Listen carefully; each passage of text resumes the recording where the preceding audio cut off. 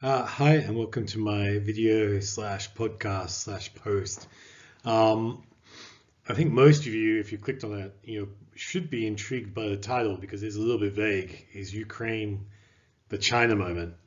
What I've left out of that title, or what I'm trying to say with China moment, is that there comes a point in geopolitical history or life where a country is forced to act and forced to change its policies or directions. And when that moment occurs, it becomes sort of a historical moment around which everything sort of moves. So if we think of good examples of this, for me, for example, is, we often talk about like the Sputnik moment. So when Sputnik was launched, suddenly the Americans realized that they were in a proper competition with the Soviet Union and needed to get their act together. And what I am thinking is that what is happening with Ukraine and Russia at the moment is in fact the catalyst for a China moment. A China moment where Chinese foreign policy changes from purely domestic, you may consider Taiwan international, but from Chinese perspective, it's domestic, where Chinese foreign policy becomes more dynamic, more outward, and far more sort of engaged with the world. And that's what I'm thinking is Ukraine is actually this China moment where China suddenly changes the way it conducts foreign policy. And I'm going to tell you why and detail that more in the slides ahead. Um, so just to give us some context, um, the US, which is the dominant foreign policy actor in the world at the moment, was always actually very reluctant. If you look back at World War I and World War II, in World War I, the US joined 3 years after it started, and in World War II, 2 years after it started. And with World War II, it was basically forced upon it by Pearl Harbor. So it may well have been even 3 years late to joining World War II as well. And that is really sort of matches up with this US view of the world has their own problems and we don't want to get involved with them. Why should we let American soldiers die for other people's issues? Now, post World War II, what happened was the US started to become a bigger and bigger importer of oil. And what that meant was that the US economic prosperity was actually driven more clearly by what was happening, particularly in the Middle East and areas like that. And so, what we saw post World War II was there were these two twin factors. One, they wanted to avoid another world war because two of them had been pretty bad. But B, US production of oil was no longer able to meet up with demand, and so they were reliant on foreign supply, which meant they needed to be more interested in the world, and particularly in the Middle East. And you've seen that from the Suez Crisis through to the most recent invasion of Iraq as that sort of policy, and continues today with a very close relationship with Saudi Arabia, which in many ways does not really match up with classic American lifestyles or ideals.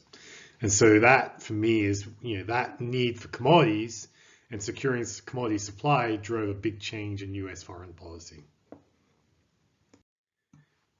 So why am I saying now could be that China moment? Is that if we look at net oil imports, this is taken from the BP Fiscal Energy Report, what we can see is that China now is by far the largest importer of oil. So it's really sort of replaced the US as a big importer of oil.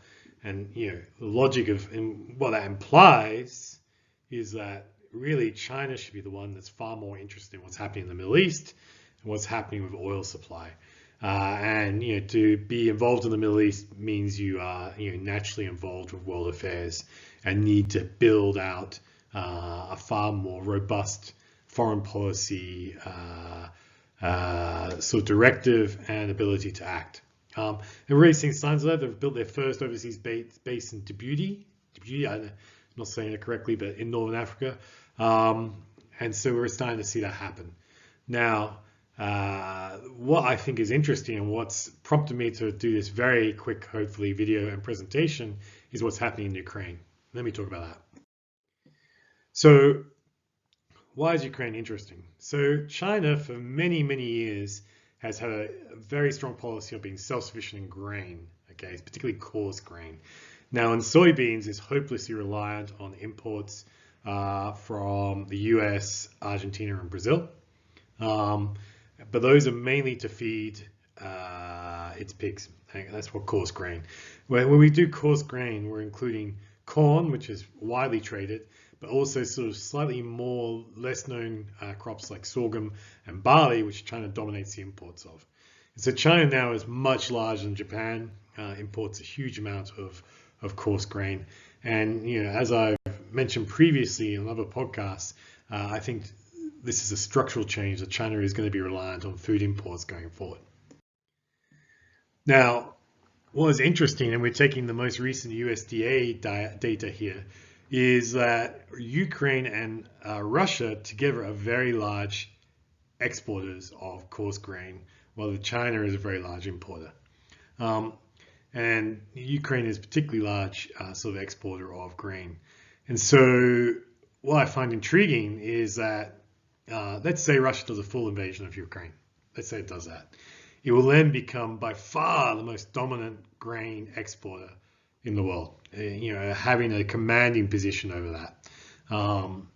And for a country that's just become a grain importer, how would China feel about that is one question I'm asking myself. If we look at vegetable oil for Western people, that might sound, what's the big deal about vegetable oil? But it is a very important part of Chinese cooking. And again, what you have in vegetable oil, you got to remember there are different vegetable oils, but there is some substitution effect. Now, China mainly imports palm oil and a bit of rapeseed oil and soy oil as well. But the Ukraine and Russia are very large exporters of sunflower oil. And all of these sort of can be exchanged. They tend to move together like most things, but they tend to have some fungibility. And again, when we look at Ukraine and Russia together, they are very large exporters of an equal sort of size as Chinese imports of these products. So what we can see here is that crude palm oil has already surpassed the highs we saw back in 2006 and in 2011. And this is driven by limited supply out of Malaysia and Indonesia, limited inventory and increasing demand in Indonesia, partly driven by some climate-driven issues as well. But crude palm oil prices have risen rapidly. And this is, as I mentioned before, a commodity that's very important to the Chinese. Now, if Russia took control of Ukrainian sunflower oil, this would make this market even tighter because there's a lot of substitution and fungibility between these markets. And, this is, for me, like a very interesting aspect of it. Does China want this? Is China actively encouraging Russia to secure supply for them, or is this bad for China? Do they not want Russia to have more supply? And that is a really mystery question that we have yet to really work out from what both the Chinese and Russians have said. So to put it into a nutshell, I think there are two. There's the one big takeaway. The one really big takeaway is that the way Chinese policy has been conducted for the last 50 years or so, purely or mainly focused on domestic policy, the reuniting of the mainland with Hong Kong, potentially Taiwan, all these issues has been, and China has generally run a very sort of low-key foreign policy. The Belt Road Initiative was slightly different, but has generally not had a very aggressive overseas policy. I think those days are over. Not because they want to change, but I think they have to change. The commodity supply is now very important and is likely to remain so. And you're already seeing that happen in various different areas, such as the naval base in North Africa, among other things. The issue, the really interesting issue right now, is that if I look at what Russia is doing with Ukraine and the impact that has on food supply into China, the question then is, the Chinese will definitely have a view on this, but it's possible to see them having two diametrically different opinions on this. One, and probably the more conspiracy theory, China's bad type view, is that China has realized that they need more control over food supply. They're hopelessly reliant on US allies such as the US, Australia, Brazil to a lesser degree, Europe, all supply grain or food supplies to China. And that could be a point that could potentially be used to leverage politically onto China. They may have a real problem with that. And so they've been using Russia as a proxy to get control over Ukrainian food supply. That is one possible option. The second thing is that China has been doing this, but it's only been in sort of more its near neighbors, so countries like Thailand, Myanmar, where we've seen less democratic governments come into power with tacit Chinese support, who also are both big food suppliers to China. So that may really be happening. But what could be, and this is where it gets interesting, is that Russia is acting on Ukraine to gain leverage over China, to be not only the swing energy producer to China, but also the swing food producer to China. And this may be what Putin is looking at, is how to gain leverage over its neighbor in China, which has become ever more reliant on as US sanctions increased. And so I think it'll be really interesting to watch how Chinese-Russian relations evolve around Ukraine. Now, if I'd say you need to look at actions rather than words here. If the Chinese do not really kick up too much of a fuss, then it does point more along the lines that Russia and China are using each other to achieve various strategic aims, including the guaranteeing supply of food and energy.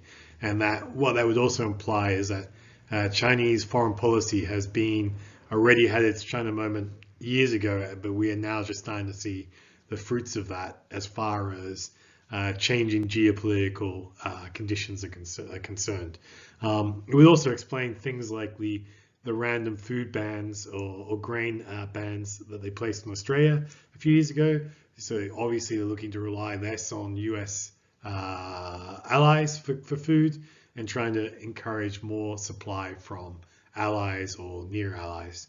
So in essence, of just what's happening in Ukraine has really made clear to me that we have moved into a different era with Chinese relations. One final point about China and Russia is they have a long history of being friends and not friends. So you can't make a guess about what exactly Russia's policy with China is trying to achieve here. But all I do know is that China will have an opinion about what's happening in Ukraine. And once we can get an idea of what that is, we can then get a much better grip of where geopolitics stand and where we're going. And just that's probably the end of the presentation. One final note is my next series of presentations will all be behind the paywall and will stay there. They're going to be about clearing houses and an issue that I've been studying for many years, and the lack of initial margin within the system, and how clearing houses have been gamed to generate very large profits for certain financial players, at substantial risk to the financial system. I think it's very interesting. I think it's potentially for a lot of sophisticated investors probably a much more interesting presentation than what they've seen before. It's very complicated. It requires sort of advanced knowledge of how the financial system works, which is why I am putting it behind the paywall, as I think it would probably confuse a lot of people, give them the wrong impression if they looked at it and tried to act on it. All right, well, thank you for your time.